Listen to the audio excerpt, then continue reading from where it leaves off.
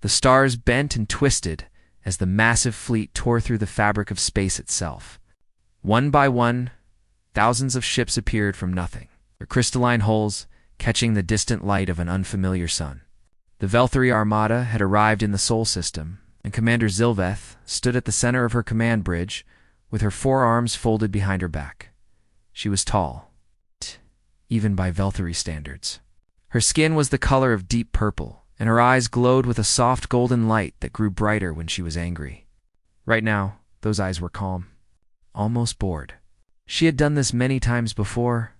17 star systems had fallen to her fleet. 17 civilizations had knelt before the might of the Velthari Empire. This system would be no different. Her second in command, a younger officer named Kethra, approached with a data tablet in his hands. His face showed concern, but he tried to hide it. Commander Zelveth did not like weakness. "Commander," he said quietly, "we are receiving transmissions from multiple sources. The Galactic Council has sent an urgent warning. The Andromedans are requesting that we change course. Even the architects have broken their silence." Zelveth did not turn to look at him. Her golden eyes remained fixed on the main view screen, where a small blue planet hung in the darkness of space. Earth. She had read the reports about this world. A single species dominated it. They called themselves humans. They had only recently learned to leave their own atmosphere. They were still fighting wars among themselves over invisible lines drawn on maps. They were children playing with sticks, while the adults of the galaxy built empires. "What do they say? These warnings?" she asked, her voice smooth and cold like ice. Kethra swallowed hard. "They say we should not ignore Earth. They say we should make contact with the humans. They say there is something in this system that we do not understand." For the first time, Zilveth smiled. It was not a kind smile. "Something we do not understand? We have conquered races that existed before these humans learned to walk upright. We have harvested the cores of dying stars. We have bent the laws of physics to our will." She finally turned to face her officer, and her golden eyes burned bright. "What could these primitive creatures possibly know that we do not?" Kethra had no answer. He lowered his head and stepped back. The commander turned back to the view screen and studied Earth for a long moment. She could see the lights of their cities on the night side of the planet. So many lights for such a small world. They were busy little creatures, she thought. Always building, always moving, always fighting each other. They had potential, perhaps. In a few thousand years, they might become something worth noticing. But not today. Today, they were nothing more than ants, living in the shadow of giants. "Set course for the moons of Jupiter," she commanded. "Our scouts have detected valuable resources there. We will harvest what we need and continue to our true destination." A young navigation officer spoke up nervously. "Commander, should we not at least scan Earth? Perhaps send a greeting? It is standard protocol when entering a system with intelligent life." Zelveth's eyes flashed with anger. "Standard protocol is for standard situations. This is not a standard situation. This is a waste of our time." She walked slowly toward the officer, her boots clicking on the metal floor. "Look at them. Look at their tiny ships orbiting their tiny world. They have nothing we want. They know nothing we need. They are beneath our notice, and I will not waste a single transmission on creatures who will likely destroy themselves before they ever reach the stars." The officer said nothing more. No one did. Across the vast emptiness of space, the warnings kept coming. The Galactic Council grew more urgent. They spoke of ancient dangers and forgotten powers. They spoke of other fleets that had entered this system with arrogance and never returned. They begged Commander Zilveth to listen, to learn. To show humility in the face of the unknown, she deleted every message without reading them. In the great halls of the Andromedan Parliament, the elder beings watched the Velthari fleet with something close to sadness. They had seen this before. They had seen proud civilizations march into the Sol system with their heads held high and their weapons ready. None of them had marched out again. But the Andromedans had learned long ago that some lessons could not be taught. They could only be experienced, the architects of Kepler-4. For to be beings so old that they had watched stars being born, sent one final message to the Velthari flagship. It was short and simple. Speak to the humans. They have survived what you cannot imagine. Their silence is not ignorance. It is wisdom." Commander Zilveth laughed when she read it. Wisdom? From creatures who still burn dead plants for energy? From beings who had only discovered fire a few heartbeats ago in cosmic time? The idea was absurd. She ordered her fleet forward. On Earth, the people had already seen them coming. Every telescope on the planet was pointed at the sky. Every radio dish was listening for signals. Every government was preparing statements. Every religious leader was writing sermons. Humanity held its breath and waited for the moment they had dreamed about and feared in equal measure. Since they first looked up at the stars, but hours passed, and no message came. Dr. Elena Vasquez sat in her office at the SETI Institute, her coffee growing cold beside her keyboard. She had dedicated her entire life to this moment. 40 years of listening to the silence of the cosmos.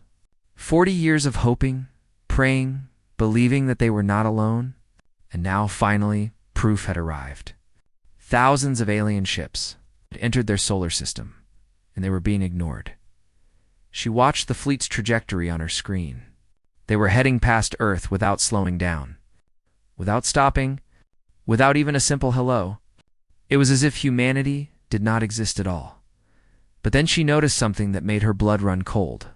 She checked the calculations 3 times to be sure. The alien fleet was heading directly toward Europa, one of Jupiter's moons. They were heading toward the anomaly. Alina grabbed her phone and started making calls. She knew what was beneath that ice. Everyone at SETI knew. It was the reason they had stopped sending probes there decades ago. It was the reason the International Space Treaty had declared Europa permanently off-limits. It was humanity's greatest secret and greatest shame. They had lost people learning that lesson. Good people. Brave people. People whose names were carved into a memorial that no one outside of SETI was ever allowed to see.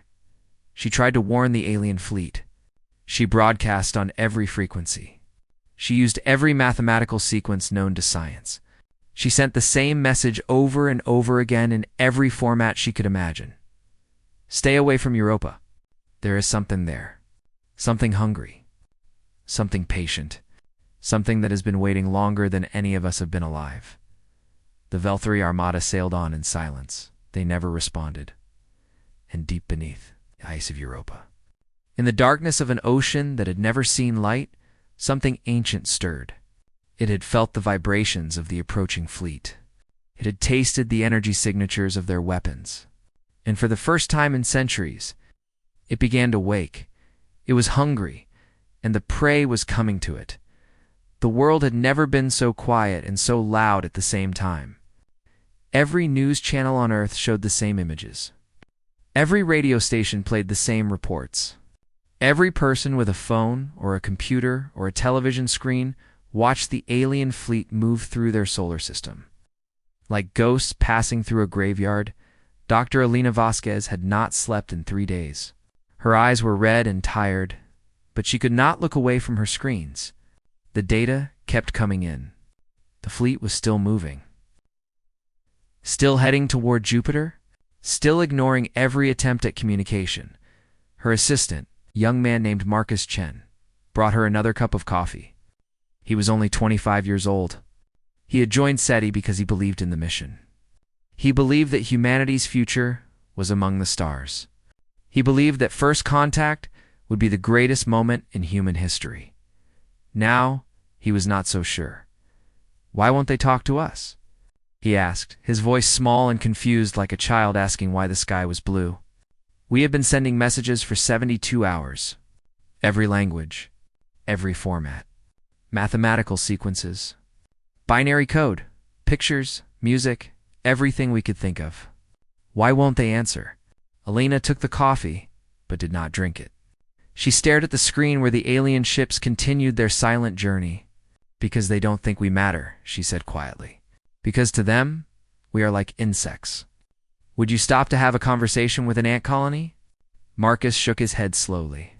"But we're not ants. We have art and music and science. We have built cities and sent probes to other planets. We have split the atom and decoded our own DNA. How can they look at us and see nothing? Alina finally turned to look at him. There was something old and sad in her eyes. Something that spoke of secrets he could not imagine. Because they are measuring us by the wrong things.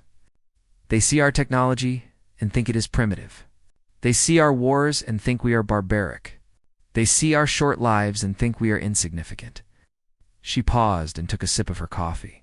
But they are not measuring the one thing that matters. The one thing that has kept us alive when others did not survive? What's that? Marcus asked. Our ability to learn from our mistakes. The words hung in the air between them. Before Marcus could ask what she meant, alarms started blaring throughout the facility. Red lights flashed on every screen. Alina spun back to her computer, and her face went pale. They've changed course, she whispered. They're heading directly for Europa. The news spread across Earth like wildfire. People who had been watching the alien fleet with a mixture of fear and hope now watched with growing confusion. Why Europa? What could possibly be there that interested beings who could travel between stars? Scientists speculated about hidden resources. Conspiracy theorists talked about ancient bases. Governments demanded answers that no one seemed to have, but Alina knew, and the knowledge was a weight on her chest that made it hard to breathe. She picked up her secure phone and dialed a number that very few people in the world possessed. It rang 3 times before a tired voice answered. General Patricia Morrison, the head of Earth's Unified Space Command, sounded as exhausted as Alina felt. I know why you're calling, the general said before Alina could speak. Europa. I've already contacted the other members of the council. We're meeting in 1 hour. It's not enough time, Alina said. The fleet will reach Europa within 6 hours. We need to warn them now. We've been trying to warn them for 3 days. They're not listening. Alina closed her eyes and remembered the faces of the people they had lost. Commander Sarah Kim, who had led the first expedition beneath Europa's ice in 2156. Dr. Robert Okafor, who had figured out what they were dealing with and died trying to tell everyone. Captain James Wright and his entire crew, who had sacrificed themselves to seal the breach and buy humanity time to understand 20-7 names carved in stone. 27 people who had given their lives so that humanity could learn the most important lesson in its history. Some doors should never be opened. Then we keep trying, Alina said firmly. We broadcast on every frequency. We send probes to intercept them. We do whatever it takes to make them understand. Understand what, exactly? The general asked. How do we explain something we barely understand ourselves? It was a fair question. The anomaly beneath Europa's ice had defied every attempt at explanation. It was not a creature in any sense that humans understood. It was not a machine or a natural phenomenon. It was something else entirely. Something that existed outside the normal rules of physics. Something that had been there since. Before the dinosaurs walked the Earth, perhaps. Since before the Earth itself had formed, the only thing they knew for certain was what it did too. Anything that approached with hostile intent, it consumed them. Not just their bodies, but their ships, their energy, their very existence. It erased them from reality as if they had never been born, and the Velthari Armada was heading straight toward it, with enough weapons to destroy a planet. Alina spent the next 5 hours doing everything she could. She worked with teams around the world to boost their transmission power. She helped design new message formats that might catch the aliens' attention. She even recorded a personal plea in her own voice, speaking directly to whoever was in command of that fleet. Please, she said into the microphone, her voice cracking with desperation. I know you don't think we have anything worth hearing. I know we must seem like primitives to you, but we have been where you are going. We have seen what waits there, and we have buried friends who made the same mistake you are about to make. She paused and wiped tears from her eyes. There is something beneath Europa's ice. We don't know what it is. We don't know where it came from, but we know what it does. It takes things.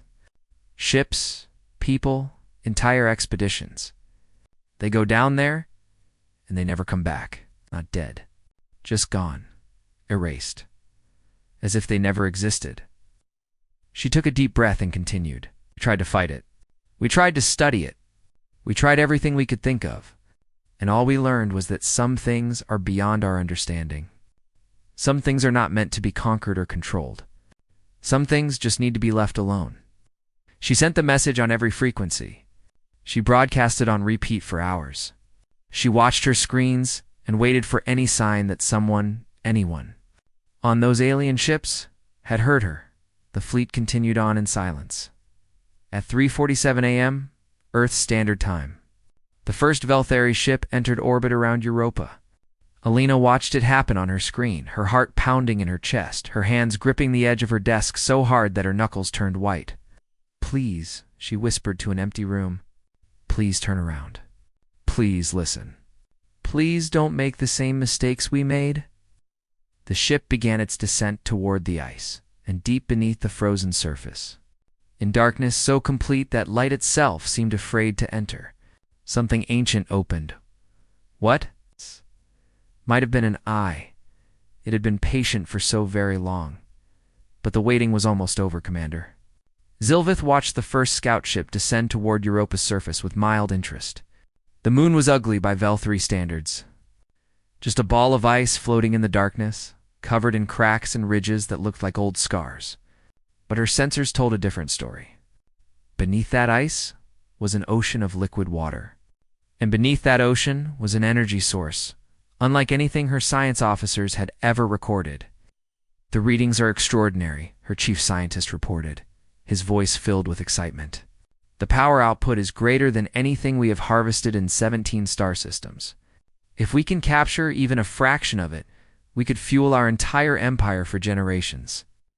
Zilvith nodded slowly. This was why she had ignored all the warnings.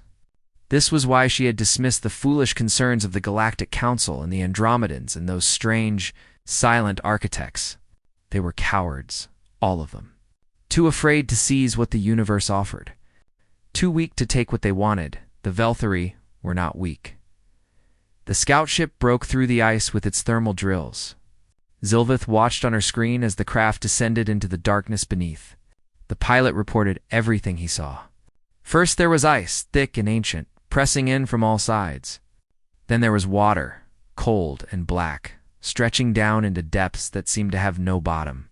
The pilot activated his lights, but they barely pushed back the darkness. "I'm picking up the energy source," the pilot reported. "It's directly below me. Approximately 12 kilometers down. I'm continuing my descent." Zilvith leaned forward in her command chair. Her golden eyes glowed bright with greed. "Excellent.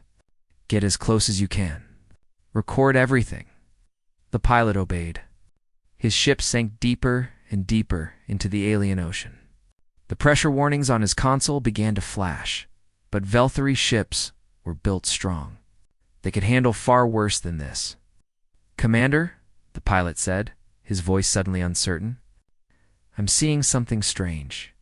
The energy source, it's not stationary. It's moving." Zilvith frowned. "Moving? Moving how?"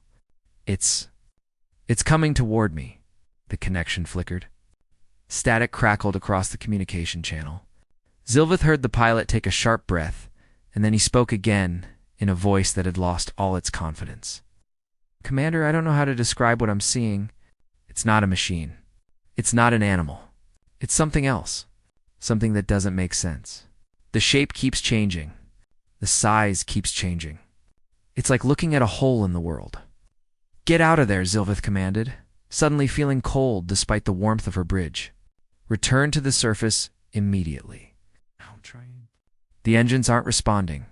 "Something is pulling me down?" The static grew worse. Through the noise, Zilvith heard the pilot scream. It was a terrible sound, filled with fear and confusion, and something that might have been pain. Then the scream cut off mid-breath.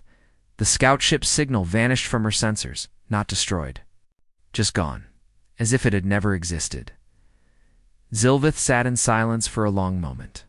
Her bridge crew stared at their screens, too shocked to speak. No one had ever seen anything like this. The Velthari had conquered races that could bend time. They had fought enemies that existed in multiple dimensions at once. But they had never faced something that could simply erase a ship from reality. Cathra stepped forward carefully.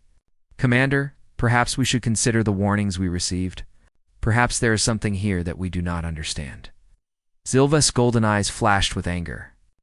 She would not show weakness in front of her crew. She would not admit that she had made a mistake. The Velthari did not make mistakes. The Velthari conquered everything they touched. "Send another ship," she commanded. "This time with a full escort.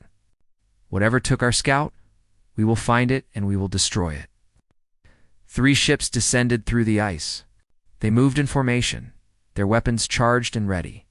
Zilveth watched their progress on her screen, her hands gripping the arms of her command chair. The ships reached the water and continued down into the darkness. Approaching the target zone, the lead pilot reported. "No sign of hostile activity. No sign of our scout ship. It's like it was never here." "Stay alert," Zilveth ordered, "and keep your weapons ready." The ships descended further. The energy readings grew stronger. The pilots reported strange distortions on their sensors, flickering shadows that seemed to move just beyond the reach of their lights. One pilot swore he saw something watching him from the darkness, but when he turned to look, there was nothing there. Then the lead ship stopped moving. "I can't control my vessel," the pilot reported, his voice rising with panic. "Something has taken hold of us. We're being pulled down." The second ship tried to fire its engines and escape. It managed to rise a few meters before it too was caught by whatever invisible force had seized its companion. The third ship didn't even try to run. Its pilot simply sat at his controls and watched as the darkness swallowed him whole. Zilveth listened to their final transmissions. 3 voices screaming in 3 different ways. One pilot prayed to gods that the Velthari had forgotten centuries ago. One pilot cursed Commander Zilveth and the empire she served. One pilot simply wept like a child, then silence. 3 more ships erased from existence. Now, the fear was spreading through the fleet. Zilveth could see it on the faces of her crew. She could hear it in the whispers that passed between officers when they thought she wasn't listening. The mighty Velthari conquerors of 17 star systems were beginning to understand that they had finally met something they could not defeat. Zilveth stood up from her chair and walked to the main view screen. She stared at Europa, that ugly ball of ice, and for the first time in her long career, she felt genuine doubt. The warnings had been real. The Galactic Council, the Andromedans, the Architects, even those primitive humans on their little blue planet. They had all tried to tell her. They had all tried to make her understand. And she had ignored them because she believed she was smarter, stronger, better than all of them. Now for ships and their crews were gone. Not dead. Gone. Removed from existence as easily as wiping dust from a mirror. Commander Kethra said quietly, "The anomaly is still moving. It's rising toward the surface. Toward us." Zilveth felt her hearts beat faster in her chest. The Velthari had 3 hearts, and right now, all of them were pounding with fear she had never known before. "Order the fleet to retreat," she said, the words tasting like poison in her mouth. "Get us away from this moon now." For the first time in the history of the Velthari Armada, the command to retreat was given. 4,000 warships activated their engines and began to turn away from Europa. They moved as fast as they could, desperate to escape the thing that was rising from the depths below. But as they fled, the ice on Europa's surface began to crack. Great fractures spread across the moon like lightning bolts frozen in time. Something was pushing up from beneath. Something vast. Something hungry. And it was faster than they had imagined. The galaxy watched in silence. As the impossible began to happen on 1,000 different worlds, beings of every shape and size stared at their screens in disbelief. The Velthari Armada, the most powerful military force in known space, was being destroyed. But destroyed was not the right word. Destruction left behind wreckage, debris, evidence that something had once existed. This was different. This was erasure. Ships simply vanished. One moment they were there, their crystalline hulls gleaming in the distant sunlight. The next moment they were gone, leaving nothing behind but empty space. No explosions, no debris, no final transmissions. Just absence where presence had been. Commander Zilveth stood on her bridge and watched her empire crumble around her. The fear had taken full hold of her now. Her golden eyes were dim with shock. Her forearms hung limp at her sides. She had conquered 17 star systems. She had brought entire civilizations to their knees. And now she was watching helplessly as something beyond her understanding ate her fleet alive. "How many?" she asked, her voice barely a whisper. Kethra checked his console with trembling hands. 647 ships in the last hour alone. The rate is increasing.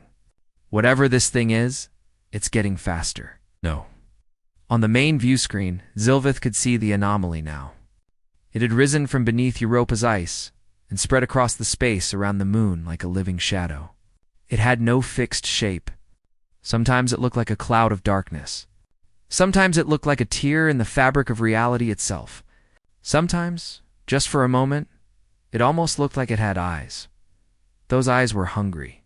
"Can we fight it?" Zilveth asked, even though she already knew the answer. "We've tried everything," her weapons officer reported.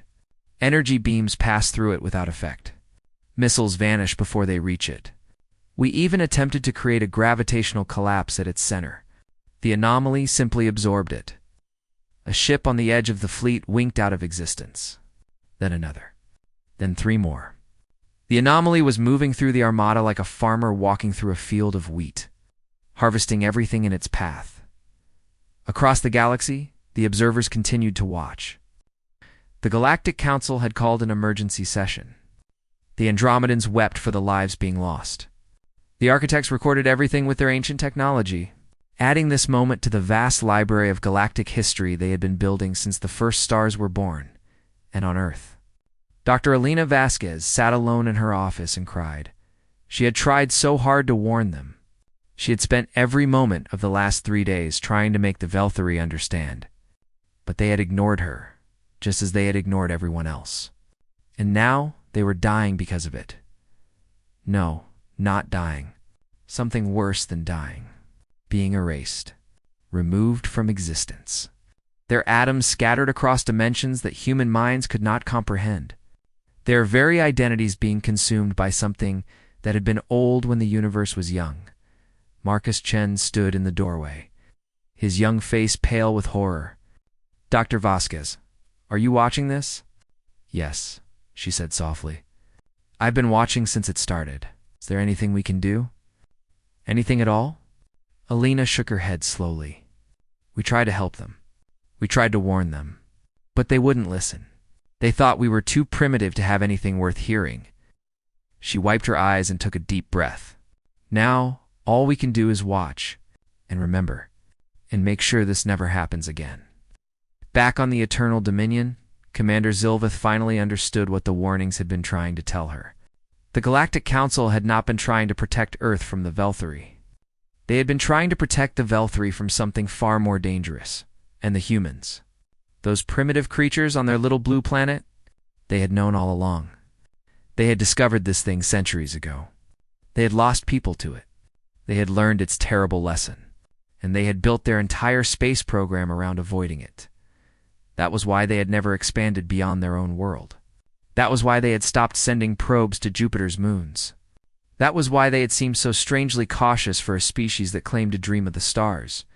They were not primitive. They were wise. Wise enough to know that some doors should never be opened. Wise enough to respect what they did not understand. Wise enough to survive. And Zilveth had called them insignificant.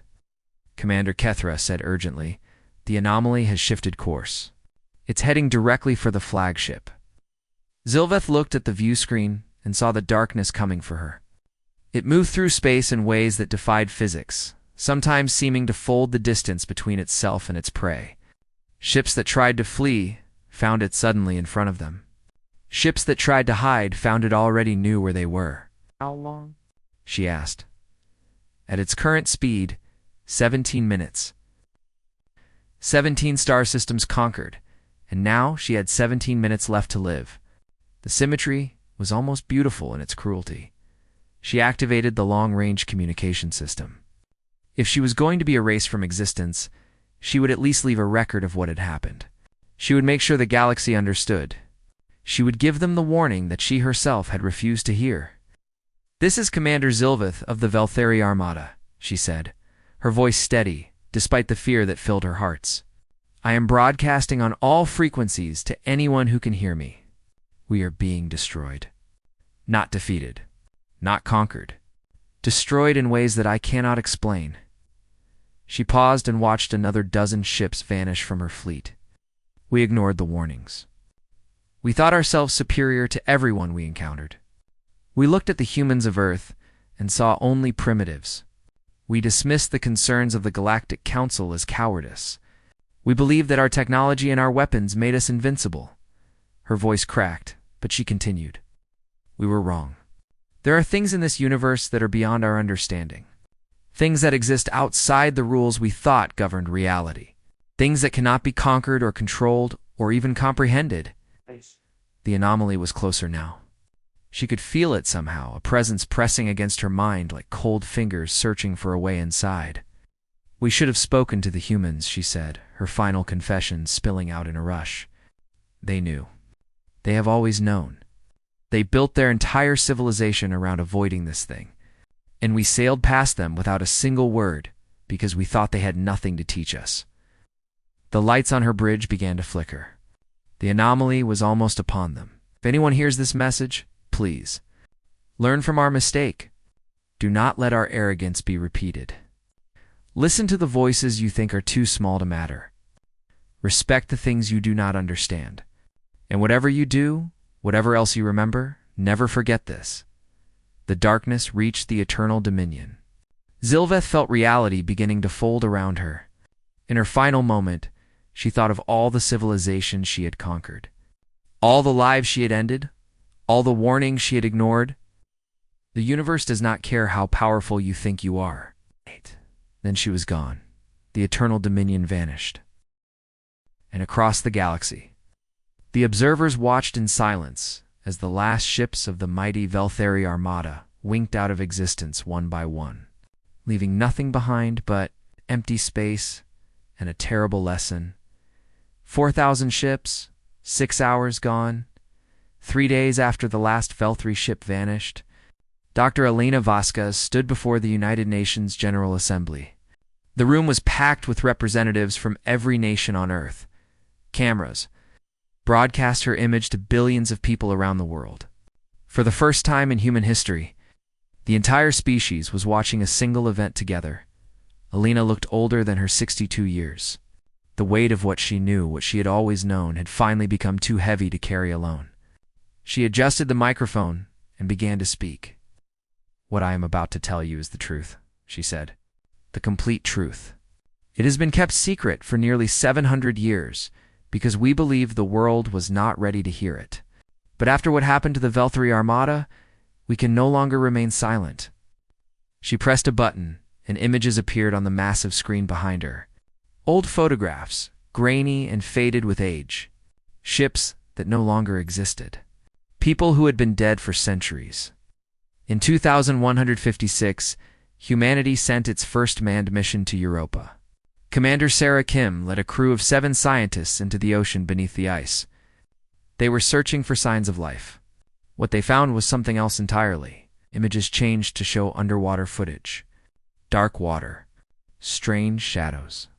Then nothing but static. All contact with the mission was lost within 6 hours. When we sent a rescue team, they also disappeared. We sent probes. We sent robots. We sent everything we could think of. Nothing came back. Elena paused and took a deep breath. Over the next 50 years, we lost 27 people and dozens of vessels trying to understand what was down there. We tried to fight it. We tried to study it. We tried to communicate with it. Nothing worked. The only thing we learned was that it responded to hostile intent. Anything that approached Europa with weapons or aggressive technology was consumed. But ships that came in peace, that approached slowly and carefully, were sometimes allowed to leave. A murmur rippled through the assembly. Elena held up her hand for silence. Eventually, we realized the truth. This thing, whatever it was, had been there long before humanity existed. Perhaps long before Earth itself existed. It was not something we could defeat or control. It was simply something we had to accept. She looked out at the sea of faces staring back at her. So we made a choice. We declared Europa off limits. We stopped sending missions to Jupiter's moons. We turned our attention inward, focusing on fixing our own planet instead of rushing out to colonize others. And we kept the secret, because we knew that if the galaxy learned about the anomaly, someone would eventually try to do exactly what the Velthari did. The Galactic Council had sent representatives to Earth, for the first time in history. Alien beings sat among the human delegates. Their expressions were unreadable, but they listened intently to every word. "Why did you not warn us?" one of them asked, his voice translated through a small device attached to his collar. "Why did you keep this secret from the rest of the galaxy?" Alina turned to face him. "We tried to warn you. We have been broadcasting warnings for 200 years. Every probe we sent into deep space carried the same message. Stay away from Europa. There is something there that cannot be understood or defeated." The alien looked confused. "We received no such warnings." "Of course you didn't," Alina said sadly. "Because our technology was primitive, because our signals were weak, because we were just one small world among millions, and no one thought we had anything important to say." The room fell silent. The weight of her words hung in the air like a physical presence. The Velthari ignored us because they believed we were beneath them. They flew past our planet without even saying hello. They dismissed our attempts at communication as the squeaking of insects. And when we tried to warn them about the danger they were sailing into, they deleted our messages without reading them. She turned back to the assembly. But we were not beneath them. We were ahead of them. Not in technology or military power, but in something far more important. We had learned humility. We had learned that the universe contains things beyond our understanding. We had learned that survival sometimes means knowing when to step back and admit that you are small. Over the following months, everything changed. Earth went from being an insignificant backwater planet to the most sought-after diplomatic destination in the galaxy. Species that had never bothered to notice humanity before now sent ambassadors and scholars and scientists. They wanted to know everything about the anomaly. They wanted to understand how humans had survived when so many others had not. But more than that, they wanted to learn the lesson that humanity had learned centuries ago. The lesson that the Velthari had died refusing to accept. Dr. Alina Vasquez became the unofficial ambassador of Earth. She met with representatives from dozens of species. She told the story of Commander Sarah Kim and the 26 others who had given their lives beneath Europa's ice. She explained the philosophy that had guided humanity's approach to space exploration ever since. "We do not conquer," she said during one interview that was broadcast across the galaxy. "We do not dominate. We explore, but we do so with caution and respect. When we encounter something we do not understand, we do not assume we can control it. We watch, we learn, we wait." "But is that not weakness?" the interviewer asked. "Is that not admitting that you are afraid?" Alina smiled sadly. "Perhaps, but we are still here. The Velthari were not afraid of anything. And now they are gone. Not just dead, erased. Removed from existence as if they never lived." She shook her head. "I would rather be called a coward and survive than be called brave and cease to exist." The anomaly beneath Europa remained undisturbed. No one approached it. No one tried to study it. The Galactic Council declared the entire moon permanently off limits. And for the first time in galactic history, the declaration was universally respected. 5 years after the vanishing, a memorial was built in orbit around Earth. It was a simple structure, just a ring of stone floating in space. But carved into its surface were the names of everyone who had been lost to the anomaly. The 27 humans who had died learning the lesson, the 4,000 Velthari who had died ignoring it. Dr. Alina Vasquez attended the dedication ceremony. She was 70 years old now, and her hair had turned completely white. But her eyes were still sharp, and her voice was still strong. "Let this memorial stand as a reminder," she said, her words broadcast to every corner of the galaxy. "A reminder that the universe is vast and ancient and full of things we cannot comprehend. A reminder that survival is not about being the strongest or the smartest or the most advanced. It is about being humble enough to recognize our own limitations. She looked up at the stars, countless points of light stretching out into infinity. The Velthari looked at Earth and saw nothing worth noticing. They looked at humanity and saw primitives playing in the dirt. They thought our silence was ignorance. They thought our caution was weakness.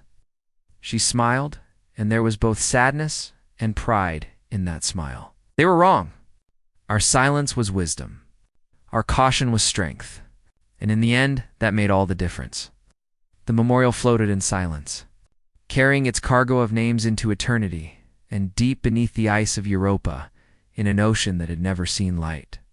Something ancient settled back into its patient sleep. It had fed well, but it could wait. It had always been good at waiting.